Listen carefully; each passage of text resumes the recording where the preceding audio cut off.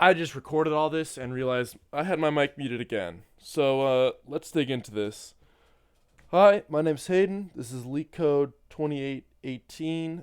Apply operations to maximize score, and this is day 4 of doing Leetcode until I get a job. I'm still unemployed. Let's get into it. So let's break down this problem. I'm given an array of nums of n positive integers and an integer k. All right, good to note. Initially, you start with a score of 1, and you want to maximize our score. So this is a maximization problem. We can apply an operation at most k times. The operation is the following. Choose an empty subarray of nums with left and right points that you haven't previously chosen. So any given operation can only occur once. We want to choose an element x in that subarray with the highest prime score. We'll get to prime scores in a second. If multiple elements exist, you want to grab the element with the lowest index. So if there are two elements with the same highest prime score, we want to choose the leftmost element. And then after you get that, you find that element's value in nums and multiply your score by it. All right. And the prime score of an integer x is equal to the number of distinct primes in its factorization. So I have a little bit of Excalibur drawn out here. In our example, if we had the number 12 that we wanted to get the p-score of, 12 would just be, so you break down into its prime factors. So 2, 6, or 2, 2, 2, and 2, 2, 3. Those are the prime factors of 12. There are two distinct primes, 2 and 3, so 12 has a p-score of 2. All right. So we want to break down this problem. And how are we going to do this? All right.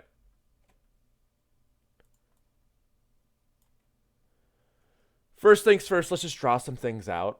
So we're going to draw out our nums array from this first example. And we're going to then also, just in our heads for the simplicity of the problem, draw out the p-scores of each of these. All right. So all of these have a p-score of 1. This is 2 to the third, 3 to the 1, 3 to the 2, 3 to the 1, 2 to the 3. So they all only have a p-score of 1. How would we get the biggest score from this? Keep in mind that we have a k equal to 2. Obviously, or maybe not so obviously, we're going to want to use the largest element x. And we want to have subarrays which have the largest element as our score multiplier for obvious reasons. And if we look, in our case, that's 9. So we want to come up with two operations such that, or as many operations as possible, where 9 is the dominant element in our subarray. And we can actually do this. So let's look, and starting at 9. Obviously, 9 to 9 is a dominant subarray. So that's one of them. Cool. And then we want to see if we can construct other subarrays. So we would first, let's check to see how far left we can go where 9 is still dominant. All right. 9 is still dominant if we go left 1. Let's see. 9 and 3 both have the p-score of 1. However, if we check back to the problem specs, if multiple such elements exist with the same highest p-score in a subarray, we want to grab the one with the smallest index.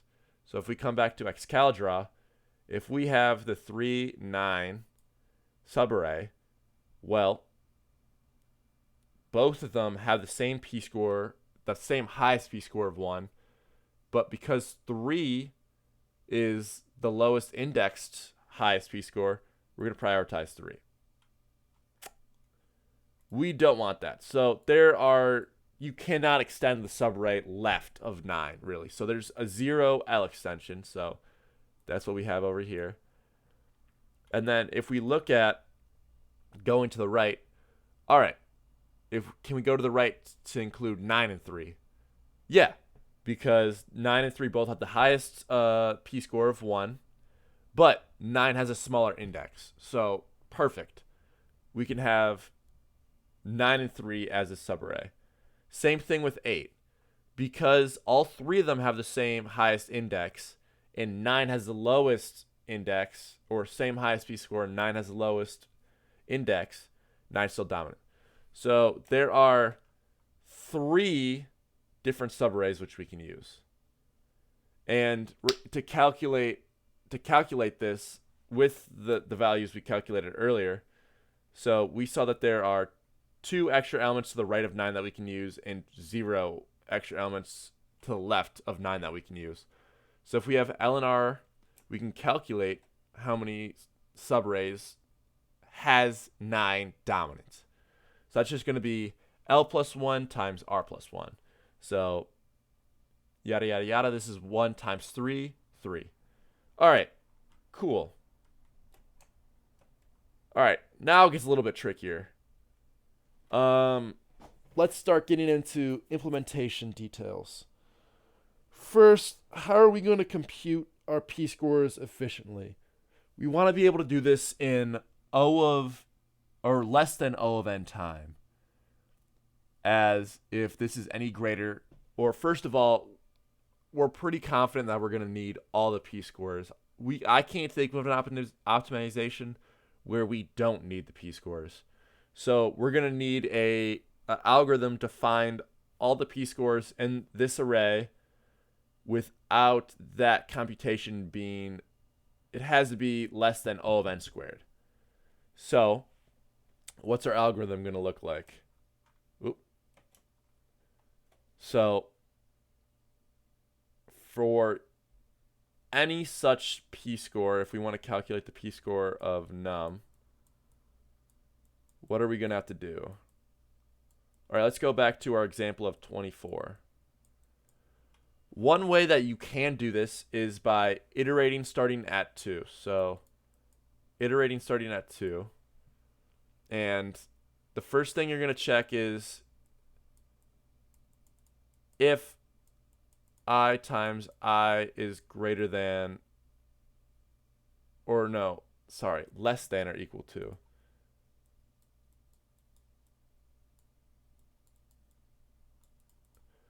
So we have our 24 here. The way we're going to do this is we're going to check through all of the indices. Basically, this is an O of root n bound right here. All right. So while I times I is less than or equal to num. All right, so we start with 2. All right, I equals 2. We're going to want to see if 24 is divisible by I. And we're like, oh, it is. 24 is divisible by I, or divisible by 2. All right, cool. We're going to increment our primes. So primes equals 0. So if num modulo I equals 0 plus prime.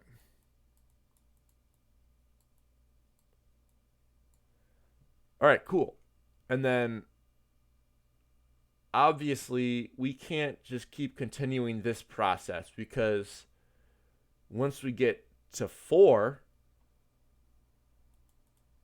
let's say 4, we see, oh, 24 is divisible by 4. 4 is not a prime number. So how are we going to get around this? We're actually going to get rid of all the factors of 2 inside 24. So while while num, so this is 24, is divisible by I, we're actually going to do num is equal to I. So this is just basically going to do num equals num divided by I. And this is integer division in Python. All right, cool. So in our example, when starting at 2, we actually then reduce 24 down to 12, then 6, then 3. All right. And we also incremented prime. So prime's at 1. All right, now we have I equals 3. Oh, no. Our num is 3. Our I is 3.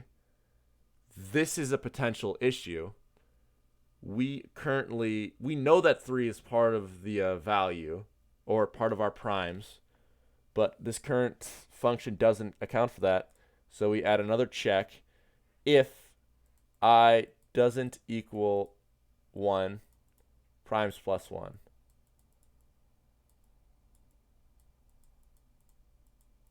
All right, we do this. First of all, we have this is not equal to 1 check because the prime score of 1 is 0. Basically, if we had 1 here, this would be 4 is less than or equal to 1, no. And then we come down here. We don't want to do it for 1, but anything else, yes. So we get 3. So 3 times 3 is less than or equal to 3.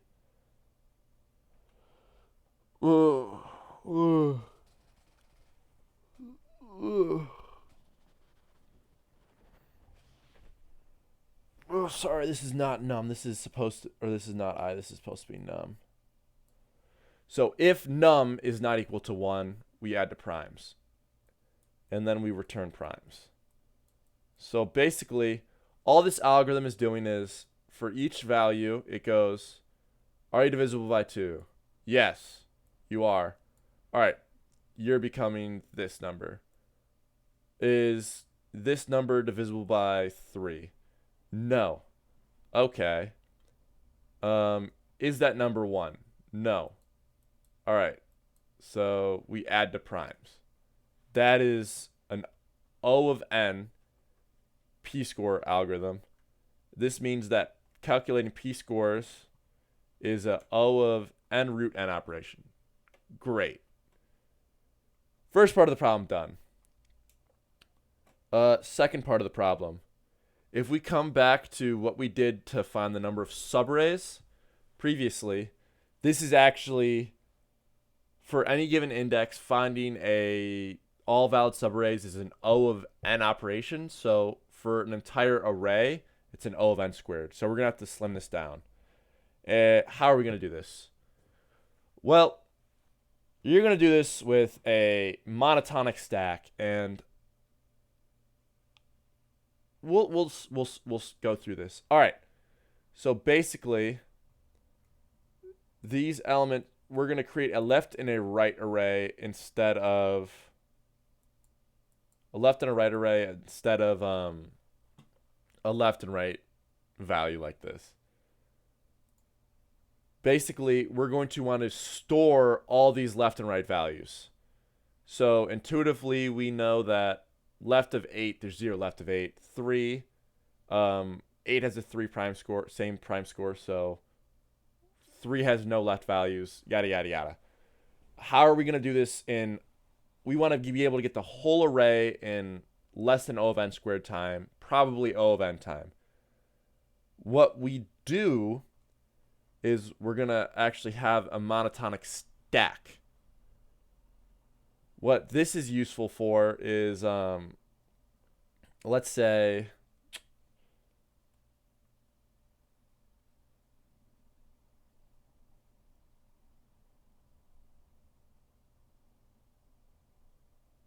this isn't a good example to demonstrate it, but if this was, say, like 4, 2, 3, S prime scores instead, left would be 0, and then we're going to insert the p-score we have, 4, in the index, 0. All right, cool. Then we come to 3.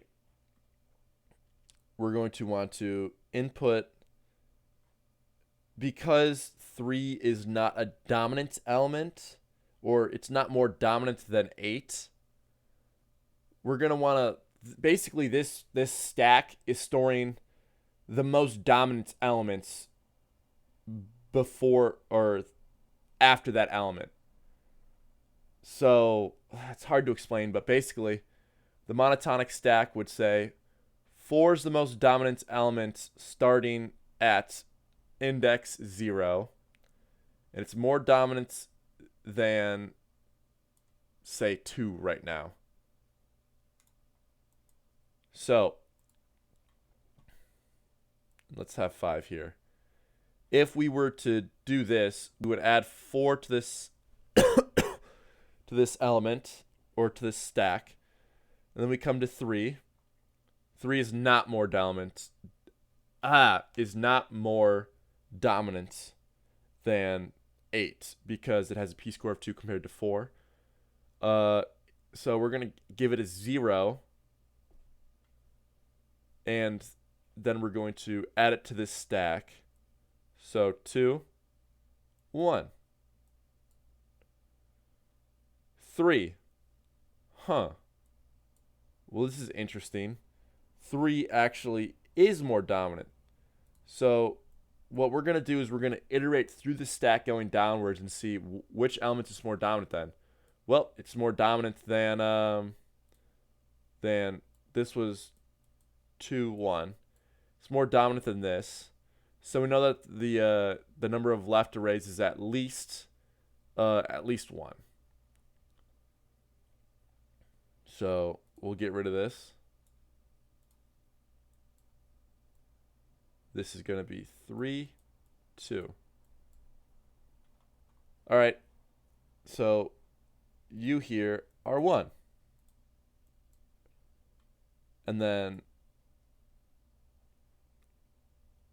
5 comes in. And we see. Oh, wow. The 5 p-score is more dominant than the 2 or the 3. Okay. So now we know that 5 is more dominant than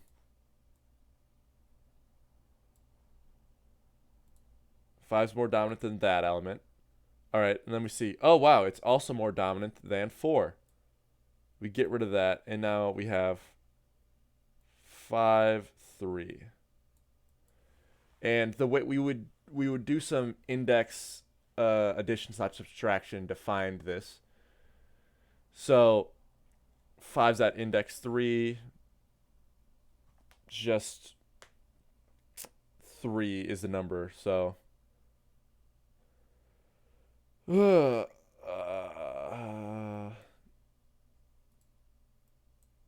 that's cool. And then we'll continue these operations down the line.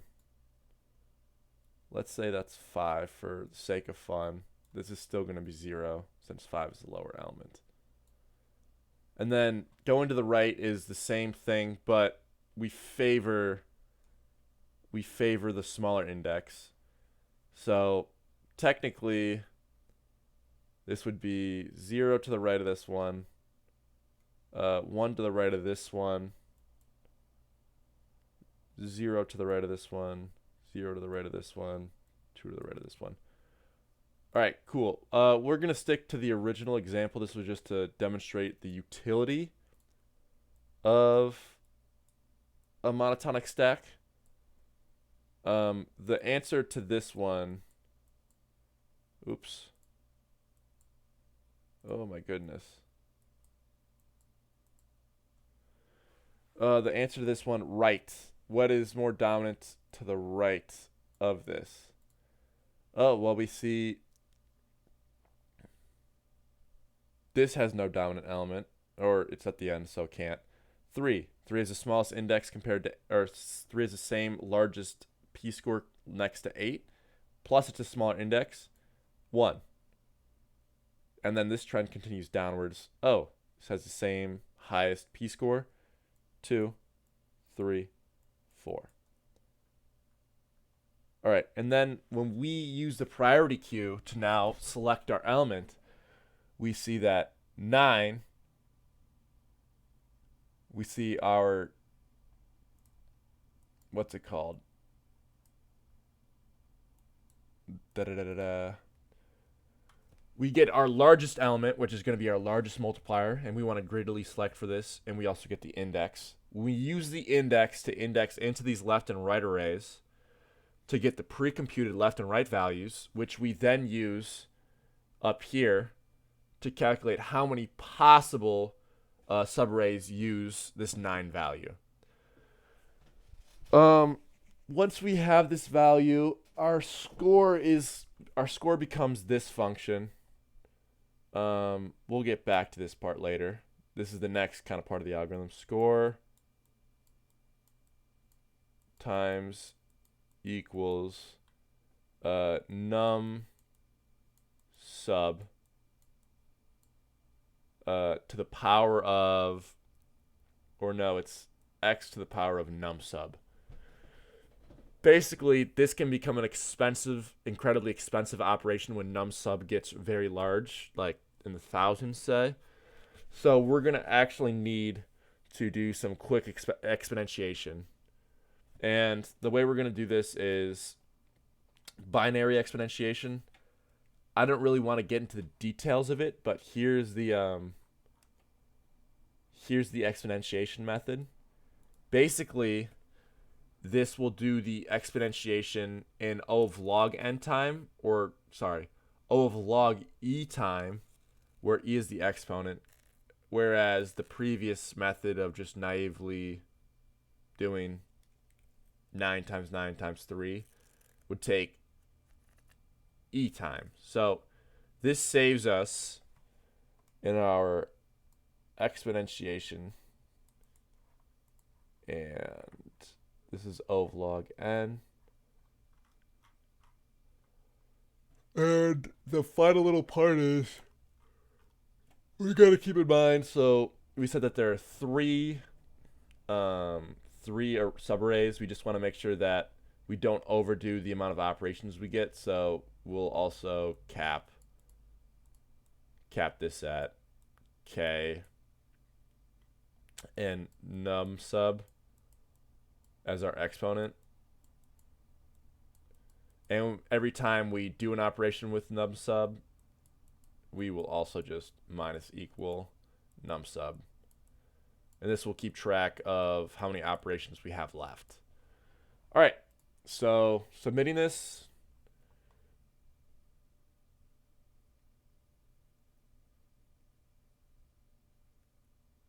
It passes, and wow, I still took just as much time, if not more than my other problems, just to explain this one.